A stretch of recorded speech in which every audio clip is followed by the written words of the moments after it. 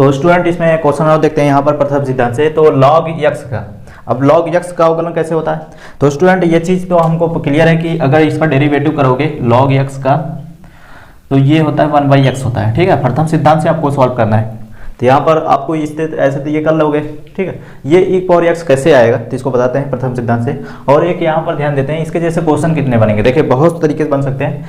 तो log 1x जैसे, अब एक जो है 5 हो सकता है, 3 हो सकता है, 2 हो सकता है, ऐसे बहुत सारे बन सकते हैं। b हो सकता है इस तरीके से, और log 1 + x हो सकता है, log x² + 2 हो सकता है। ये सारे ऐसे अवकलन बन सकते हैं। ठीक है, तो हम पहले इनका प्रथम सिद्धांत से अवकलन लगाते हैं। कैसे लगाएंगे देखिए, सबसे पहले इसमें फंक्शन लिख देते हैं। f(x) क्या है, log ex। ठीक है, इसको बेस e होता है और ये छिपा रहता है, ध्यान देना। तो x + h log, आप ये log x ही बोलो। ठीक है, तो आप इसको log का हम ln भी बोलते हैं शॉर्टकट में। हम अक्सर इसमें यूज नहीं होता, बीएससी में यूज होता है, ln का यूज होता है। ठीक है, अब यहाँ पर देखें log का क्या होगा, इसको एच क्वांटिटी जोड़ लें। अब यहाँ पर ध्यान देना है, ये फंक्शन तो हो गया। अब हमको यहाँ पर देखो log को प्रॉपर्टी इस तरीके से यूज करना है। तो log यहाँ पर 1 होना चाहिए, इसका मतलब ये जो क्वांटिटी है ये 1 कब होगा। तो हम क्या कर रहे हैं, इसको थोड़ा हम यहाँ पर सरल कर रहे हैं, 1 कॉमन ले लेते हैं। तो log इसको रहने देते हैं, x रहने देते हैं, यहाँ पर 1x कॉमन ले लेंगे तो क्या बचेगा, 1 + h/x। ठीक है, ये कर सकते हैं। ऐसा क्यों कर रहे हैं, क्योंकि हमको ये चीज़, इसका एक्सप्रेशन यूज करना है, इसका सूत्र भी यूज करना है, तभी तो आप प्रथम सिद्धांत से यूज करके आप लगा पाओगे। ठीक है, हमको ऐसे भी ले सकते हो। और एक चीज़ ध्यान देना है, log का एक प्रॉपर्टी होता है, log m × n का क्या ले सकते हो, log m + log n। ठीक है, ये होता है। तो यहाँ पर जो ये गुणे में है, देखो अगर ये m मान लेंगे, ये n मान लेंगे, तो इस तरीके से भी ले सकते हो। तो हम यहाँ पर इसको लिख दे रहे हैं, क्या आएगा, log x + log 1 + h/x। ठीक है, ठीक, अब ये नहीं लिखे तो छिपा है। ठीक है, ध्यान देना। अब यहाँ पर हम लिमिट का फार्मूला लगाते हैं, f(x) क्या आएगा, लिमिट h → 0 और f(x) देखो ये कितना दिया है, ये आपको लिख लेना है, log। ठीक है, तो ये चीज़ आप चाहे इसी में क्वेश्चन में भी कर सकते हो, पर ये लॉन्ग हो जाएगा, बस ये 2-3 लाइन एडवांस लिखना पड़ेगा। तो हम यहाँ पर इसलिए कर दिए कि ये अलग से रहेगा, ज़्यादा बेटर रहेगा। तो x और प्लस और log क्या है, 1 + h/x, और माइनस क्या है, माइनस फंक्शन भी है, चेक कर लो, वो लिमिट लगाओगे तो log x है।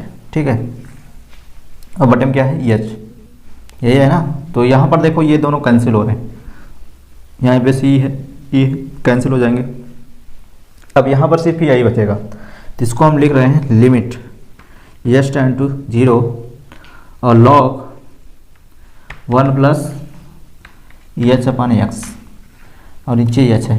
अब देखिए इसका एक्सप्रेशन इस पर लगाएंगे। अब देखिए इसमें लगा सकते हैं, क्योंकि ये 1 होता है ना, तो इसको हम लगा सकते हैं, जहाँ पर x है तो वहाँ पर क्वांटिटी क्या लिखा जाएगा, x है पे h/x लिखा जाएगा। तो इसको हम लगाते हैं इसमें, देखो लिमिट h → 0 और देखो पहले तो इसमें क्या आ जाएगा, देखो तो इसमें देखो लगाते हैं, इसमें h/x लिखना है। ठीक है, तो x जो है पे h/x, उसके बाद माइनस, तो दोनों स्क्वायर लिखना है, और क्या आ जाएगा, फिर प्लस है h मतलब h³ क्या है,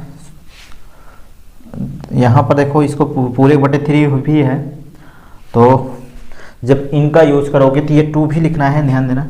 ये x है, क्योंकि बटे में है ना, वो बटे में हो जाएगा जिससे ये है। तो यहाँ पर हम यस के जगह पे क्या रखेंगे, s और x/2 और अपन 2 है, तो इसको सॉल्व करोगे h²/2x², यही तो लिख सकते हो। तो यही लिखे हैं यहाँ पर। तो क्या आ जाएगा, चेक करो, x² और ये कितना आ जाएगा, ये आ जाएगा h/3x³ हो जाएगा, ऐसे ये लिखेंगे। ठीक है, और नीचे क्या है, h। अब देखिए फिर वही कॉमन, तो ये इसको हमेशा कॉमन लेके काटा जाता है, ये बटे में जो है। तो लिमिट h → 0, कॉमन क्या है, h/x टोटल में, चेक कर लो, है ना। तो h/x कॉमन ले लेते हैं, तो ये 1 बचेगा, उसके बाद माइनस, तो h/2x, उसके बाद h²/3s², ऐसे बचेंगे और बटेंगे क्या है h। चेक करो ये कैंसिल हो जाएगा। तो अब लिमिट का भी वैल्यू रख दोगे तो यहाँ 0 यहाँ 0, सिर्फ 1 बचेगा और ये 1 बचेगा तो x इसमें गुणा हो जाएगा, तो क्या आ जाएगा 1/x। चेक कर लो वही आया। तो इसका मतलब अगर d/dx हम करेंगे, जैसे हम डेरिवेटिव इसको करते हैं, फंक्शन होता है f'(x), ठीक है, d/dx करेंगे तो क्या आएगा, जैसे y बराबर क्या है, जैसे इसको हम अवकलन करते हैं log ax। अब देखिए यहाँ पर a छुपा है, तो इसका क्या करेंगे, देखो पहले इसका यही सूत्र है, ये जो x होता है, यहाँ पर जो x है ये पहले बटे में आ जाता है, तो यहाँ पर ax साथ में, तो ये डेरिवेटिव करेंगे d/dx, तो जो ax है इसका d/dx ऐसे लगा सकते हो पहले, ठीक है। फिर इसके बाद दूसरे लाइन में क्या करना है, देखिए इसका अवकलन होगा तो पहले जो ax है तो ये पहले 1/ax बटे में आ जाएगा, ठीक है। फिर गुणे में, गुणे में क्या आएगा, जो x है उसका भी अवकलन होता है, तो उसका अवकलन, इसका ax से अवकलन क्या हो जाएगा, एक कांस्टेंट है x का 1 हो जाएगा, ठीक है, a कैंसिल हो जाएगा तो अवकलन क्या आ जाएगा 1/x, ठीक है। इसका भी 1/x का भी अवकलन यही आ रहा है। अब इसको हम प्रथम सिद्धांत से अवकलन लगाएंगे, कैसे आएगा, ठीक है। तो हम इसको मिटा रहे हैं या तो इसी में हम बता देते हैं कैसे आएगा। देखो चेक करते हैं, देखो यहाँ पर ax होता, यहाँ पर क्या है ax, तो h क्वांटिटी जुड़ता तो दोनों में a हो जाता, यही होता, ठीक है। ax कॉमन लेते हैं, ठीक है, जब ax कॉमन लेते हैं तो यहाँ पर a कैंसिल हो जाता, ठीक है, तो ये यही बचेगा। अब इसमें कॉमन पहले से क्या है ध्यान देना, कॉमन क्या है, ये ax है, ठीक है। अब लास्ट में फंक्शन के साथ में ax कैंसिल हो जाएंगे, ये कैंसिल हो जाएंगे, ठीक है। उसके बाद अब चेक करो, जब ax पहले से कैंसिल हो गया, इसके अंदर भी कैंसिल हो गए a, तो आएंगे क्या, प्रथम सिद्धांत से ये भी हो गया सेम, ये फंक्शन, ठीक है। कैसे देख लीजिए एक बार फिर समझ लीजिए, जैसे थोड़ा हम यहाँ पर समझा देते हैं, इसी फंक्शन को समझा देते हैं, उसके बाद आगे ये कट रहा है ना, तो वो चीज़ आपको क्लियर हो जाता है। तो हमको log ax है करना है, ठीक है। तो पहले क्या करेंगे, h क्वांटिटी जोड़ेंगे, तो log x प्लस h जोड़ेंगे, तो इसको a गुणा करेंगे तो क्या आ जाएगा, तो आप ये x कॉमन ले लो, इसमें कोई दिक्कत नहीं है, तो आप कॉमन ले लो तो क्या आ जाएगा, ax कॉमन ले रहे हो ना, तो यहाँ 1 और प्लस h बचेगा, चेक कर लो यही बचेगा। अब इसको देखो, यह प्रॉपर्टी लगा देंगे तो क्या आ जाएगा, लिखोगे log ax plus log 1 plus h/x, check कर लो। अब यही चीज़ तो यहाँ पर चेक करो लिखा गया है, तो ये कैंसिल हो रहे हैं, तो क्या आ जाएगा, सेम वही प्रोसेस सेम, ठीक है। तो इसके साथ कोई भी कांस्टेंट होगा कर लोगे, ठीक है, ऐसे इसको भी कर लोगे प्रथम सिद्धांत से। आपको ये पहले वाला कंसेप्ट क्लियर होना चाहिए, उसके जैसे कई भी क्वेश्चन लगा सकते हो, ठीक है। अब यहाँ पर देखिए इसका भी log 1/x का अवकलन करोगे तो ये पहले 1 प्लस x हो जाएगा, पूरे का बटे आएगा, ठीक है। उसके बाद इसका 1 का 0 हो जाएगा, x का अवकलन 1 हो जाएगा, मतलब यही आंसर आएगा, ठीक है। ऐसे x² को इसका अवकलन करेंगे तो log x² प्लस 1, इसका डेरिवेटिव करेंगे तो क्या आ जाएगा, देखो चेक करो, तो पहले log का ये पूरे बटे में हो जाएगा, ठीक है। फिर इसके बाद इसके अंदर स्टेप बाय स्टेप अवकलन को ध्यान देना है कि स्टेप बाय स्टेप अवकलन होता है, तो स्टेप बाय स्टेप जैसे पहले log का हुआ 1/x हुआ, ये अवकलन के हिसाब से। अब देखिए ये x² का क्या हो जाएगा 2x, ठीक है, मतलब 2 आगे आ जाता है, 2 में 1 घट जाता है, ये क्लियर हो।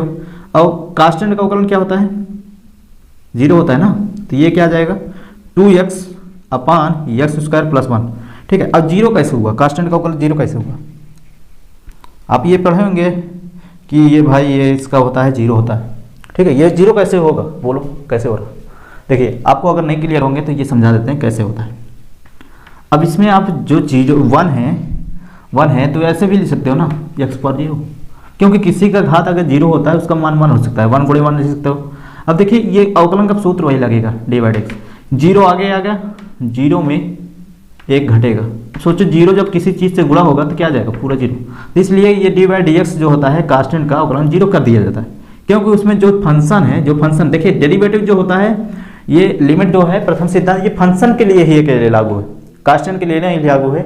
और जो राइट हैंड डेरिवेटिव होता है वो किसी पॉइंट पे, मतलब वो कांस्टेंट के लिए लागू किया गया था। सेम वही किसी पॉइंट पे चेक किया जाता है कि वो अवकलनीय है कि नहीं, तो मतलब लेफ्ट हैंड और राइट हैंड है, ठीक है। तो इस तरीके से ये कांस्टेंट जो होते हैं उनका जीरो हो जाता है, जैसे 5 है तो इनके साथ में x पावर 0 ले सकते हो, ठीक है। तो ये हम लिखते नहीं, ऐसे डायरेक्ट समझ लेते हैं कि ये कांस्टेंट वाले का अवकलन 0 हो जाता है, ठीक है। अब यहाँ पर d/dx एक चीज हमको x का भी अवकलन करना है, तो सेम वही क्या होता है, 1 आगे आ जाता है, 1 में एक घट जाता है, तो ये पावर क्या आ जाएगा, x पावर 0।